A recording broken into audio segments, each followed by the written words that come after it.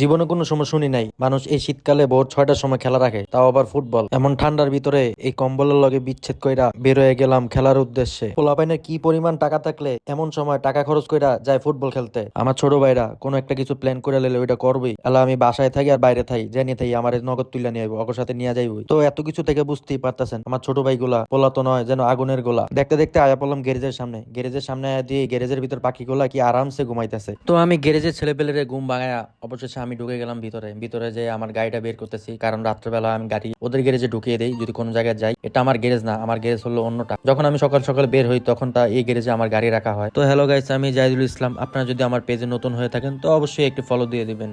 অনেকেই জানেন যে জিএসএক্সআর বাইক সহজ স্টার্ট নেয় না, ব্যাটারি বসা যায়। তো আমি টেনশনে ছিলাম যে গাড়ির ব্যাটারি বসে গেল, ঠেলা দেওয়া লাগবে নাকি। তো না দেখি গাড়িও দেখি সুন্দর মতো স্টার্ট নিয়ে নিল। স্টার্ট নেওয়ার পর আমি গ্যারেজ থেকে বের হয়ে পড়লাম। আমরা এমন সময় বের হয়েছি, এই সময় চারপাশ নির্বিলি থাকে, মন ফ্রেশ হয়, নেগেটিভ ভাব কমে, শরীরে রোগ প্রতিরোধ ক্ষমতা বাড়ায়, হালকা ঠান্ডা বাতাসে হাঁটা ও খেলাধুলা করলে ইমিউন সিস্টেম শক্ত হয়।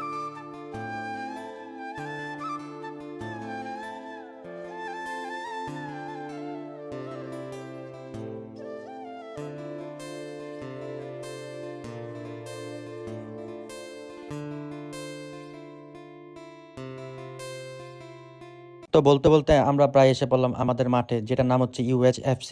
চলুন এক নজরে দেখাই দিই আপনাদের সিনেমেটিক ভিডিওতে।